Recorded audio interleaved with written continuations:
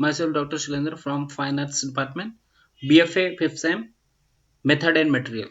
Today my topic is Fresco and Sico.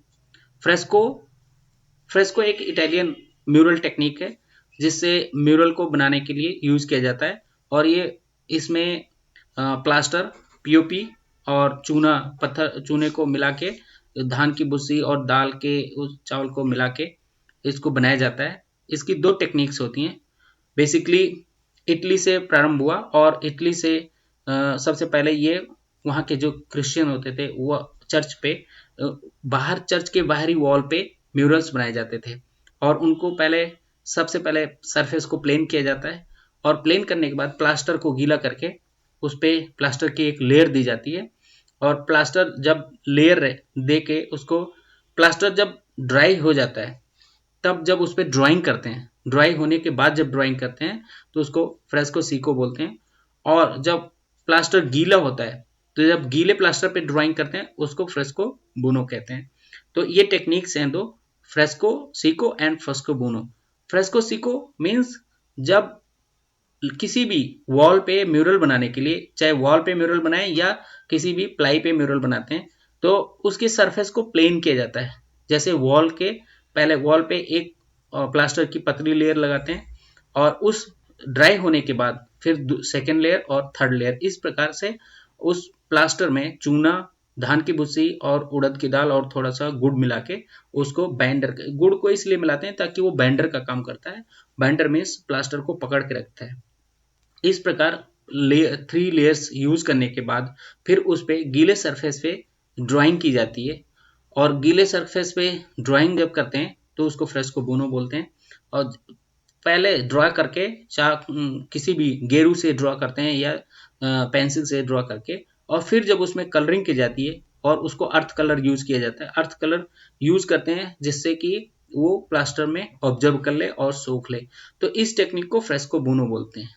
और जब plaster dry हो जाता है, ड्राई होने के बाद जब उस पर हम ड्राइंग करते हैं या आर्टिस्ट कोई भी चित्र बनाता है, ड्राइंग करने के बाद उस पर अर्थ कलर यूज किया जाता है और अर्थ कलर फिल करते हैं तो प्लास्टर का जो एक क्वालिटी होती है जो कलर को ऑब्जर्व कर लेती है और वो कलर फिर काफी सालों तक खराब नहीं होते। क्यों? क्योंकि वो प्लास्टर अच्छी तरह, ये प्लास्टर की जो लेयर होती है पीओपी की लेयर, उसको ऑब्जर्व कर लेती है और अर्थ कलर को पकड़ लेती है। तो इस तरह आप आउटडोर या इनडोर किसी भी वॉल पे काम करते हैं तो उस पे सनलाइट का इफेक्ट उतना नहीं पड़ता है और जिससे ये म्यूरल्स काफी लंबे समय तक पेंटिंग्स को सेफ रखते हैं, प्रिजर्व रखते हैं। और इस प्रकार से ये टेक्निक आप जैसा कि देख सकते हैं, अजंता टेक्निक्स जो भारतीय चित्रकला का सबसे बड़ा मंदिर है अजंता, महाराष्ट्र में, वहाँ बाघौरा नदी के पास बनाया गया है जिसमें बौद्ध धर्म अर्थात भगवान बुद्ध के लाइफ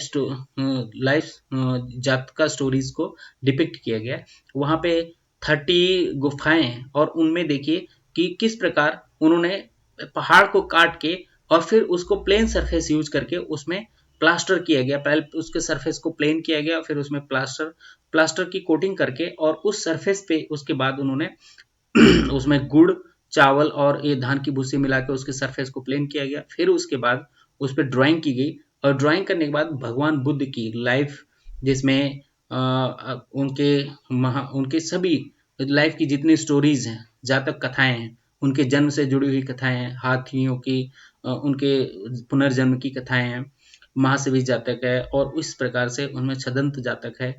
इस प्रकार से उनके स्टोरीज को डिपिक्ट किया गया और ये अजंता टेक्निक्स या अजंता म्यूरल्स पूरे वर्ल्ड में फेमस हैं। इसलिए भारतीय चित्रकला अपनी लयात्मक रेखाओं के द्वारा फेमस है। इसी प्रकार इसको फ्रेस्को और सीको टेक्निक का प्रयोग करके आप एक अच्छी कला तैयार कर सकते हैं। कहीं भी किसी भी सरफेस पे आप किसी भी वॉल पे वॉल म्यूरल तैयार कर सकते हैं। वॉल म्यूरल मीन्स भित्ति चित्र मीन्स किसी भी दीवार पे रफ सरफेस पे प्लास्टर यूज करके आप पेंटिंग्स तैयार करते हैं, उसको बोलते हैं wall mural, fresco and Seiko.